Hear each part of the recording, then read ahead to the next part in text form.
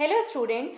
आज हम class 11th economics के चैप्टर नंबर 1 के बारे में कुछ डिस्कस करेंगे, जिसमें हम कवर करेंगे micro economics, macro economics, positive economics, normative economics and central problems of an economy. Chapter start करने से पहले मैं आपको कुछ चीज़ें क्लियर करना चाहती हूँ कि माइक्रो इकोनॉमिक्स और मैक्रो इकोनॉमिक्स में क्या डिफरेंस होता है।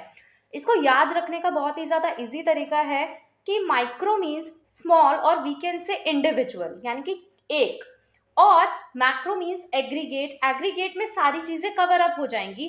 तो जब हम लार्ज लेवल पे बात करेंगे, जब हम लार्ज स्केल पे बात करेंगे, तो हम मैक्रो के बारे में बात करेंगे, और जब हम किसी एक इंडिविजुअल के बारे में बात करेंगे तो हम माइक्रो के बारे में बात करेंगे।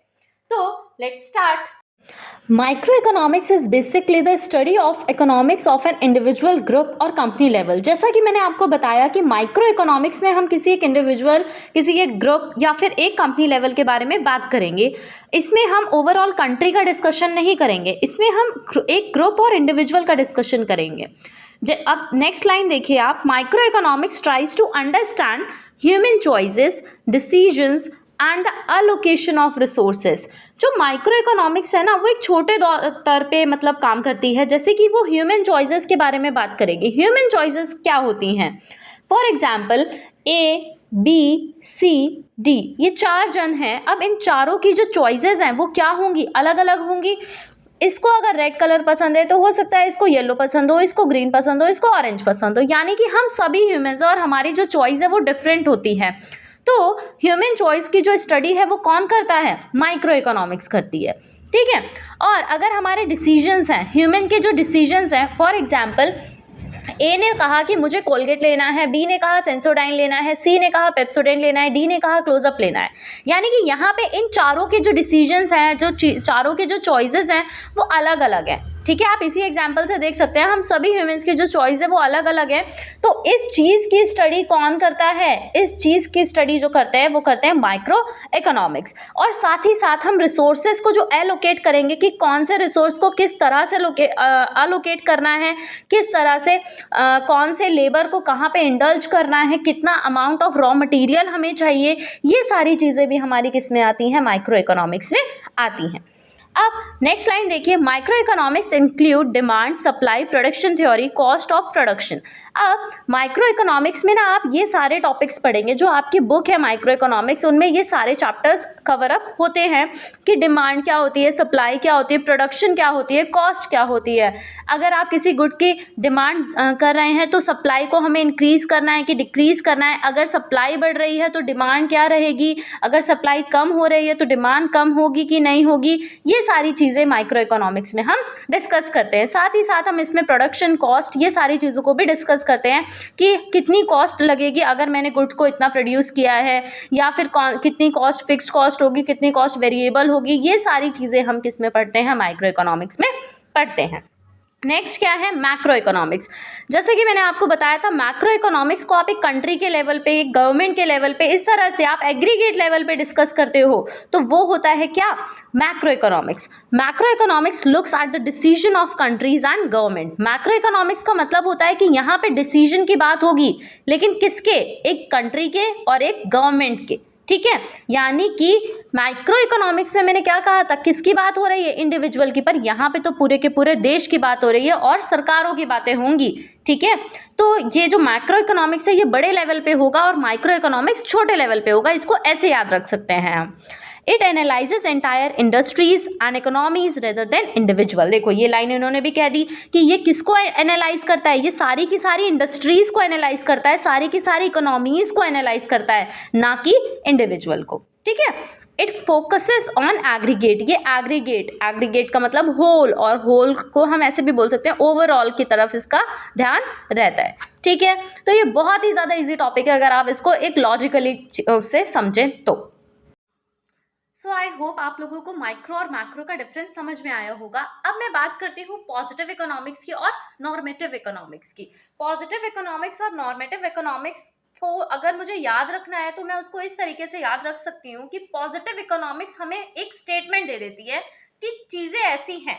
मैंने जैसे बोल दिया कि employment rate of India is 20%, बस। ठीक है, लेकिन जो नॉर्मेटिव इकोनॉमिक्स है ना, वो मुझे क्या बोलेगी कि ऐसा होना चाहिए, कि हाउ थिंग्स शुड बी, यानी कि चीजों को कैसा होना चाहिए। जैसे कि मैंने कहा कि the level of unemployment in India should be 20% only. समझे, जब मेरा शुड भी आ रहा है यानी कि मैंने बोला कि इसको ऐसा होना चाहिए, ऐसा है नहीं।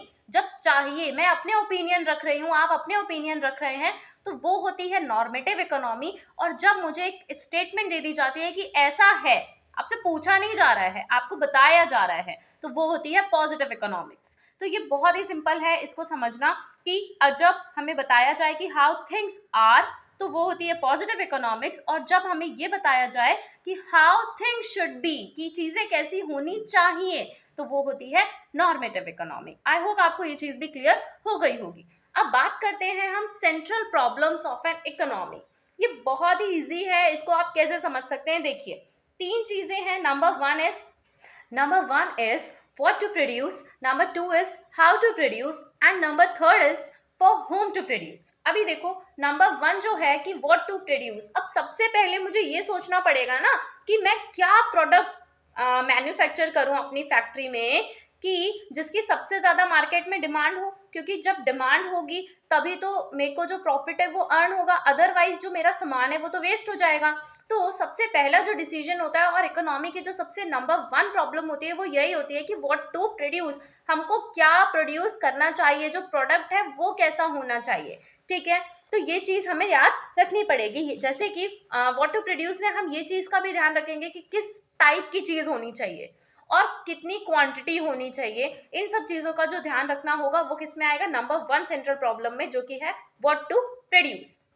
अब बात करते हैं नंबर टू कि हाउ टू प्रोड्यूस। अभी कैसे प्रोड्यूस करना है, आपको लेबर इंटेंसिव रखना है या फिर आपको कैपिटल इंटेंसिव रखना है। अभी लेबर इंटेंसिव का मतलब क्या होता है, जब मेरी फैक्ट्री में लेबर ज्यादा वर्क कर रहे हैं, यानी कि मशीनरीज, जो प्लांट एंड मशीनरी का सेटअप है वो कम है और लेबर ज्यादा वर्क कर रहे हैं, तो वो होगी लेबर इंटेंसिव। और अगर मेरी कंपनी में, मेरी फैक्ट्री में जो प्लांट एंड मशीनरीज है उनकी क्वांटिटी ज्यादा है, सारा का सारा काम मशीनरीज से हो रहा है और लेबर कम है, तो वो कौन सी होती है, कैपिटल इंटेंसिव। ठीक है, इसको आप कैसे याद रखेंगे, जब मशीन से ज्यादा काम होगा तो कैपिटल इंटेंसिव, जब लेबर से काम होगा तो लेबर इंटेंसिव। ठीक है, तो ये भी मेरे पे डिपेंड करेगा कि मेरी फैक्ट्री है तो मैं उसमें किस तरह की टेक्निक्स का यूज कर रही हूँ, वो कैपिटल इंटेंसिव है या लेबर इंटेंसिव। तो मैं क्या बोलूंगी कि हाउ टू प्रोड्यूस, कैसे प्रोड्यूस करना है, लेबर से या फिर कैपिटल प्रोड्यूस। ठीक है, कैपिटल इंटेंसिव। अब जो तीसरी चीज है, जो तीसरी प्रॉब्लम है, फॉर होम टू प्रोड्यूस, यानी कि किसके लिए, हाँ, फॉर होम टू प्रोड्यूस, यानी कि अब मुझे किसके लिए प्रोड्यूस करना है। मैं जो गुड मैन्युफैक्चर करवा रही हूँ अपनी कंपनी में, वो किसके लिए ज्यादा बन रहा है, यानी कि वो रिच के लिए सही है, वो पुअर के लिए सही है, कैसा है। या तो मुझे ये चीज देखनी पड़ेगी कि मार्केट में किस तरह के कंज्यूमर ज्यादा हैं। समझे आप, अगर रिच ज्यादा है और पुअर कम है तो मैं रिच के हिसाब से चीजों को सप्लाई करूंगी, ताकि मेरी जो प्रॉफिट अर्निंग है वो ज्यादा हो। ठीक है, अगर पुअर ज्यादा है, मिडिल क्लास ज्यादा है, तो मेरा जो मैन्युफैक्चरिंग ऑफ गुड्स होंगे वो उसी के अकॉर्डिंग होंगे। तो ये तीन प्रॉब्लम्स होती हैं हमारे इकोनॉमी में, कि what to produce, how to produce and for whom to produce. I hope आपको ये टॉपिक्स क्लियर हो गए होंगे। So please like, share and subscribe. Bye bye.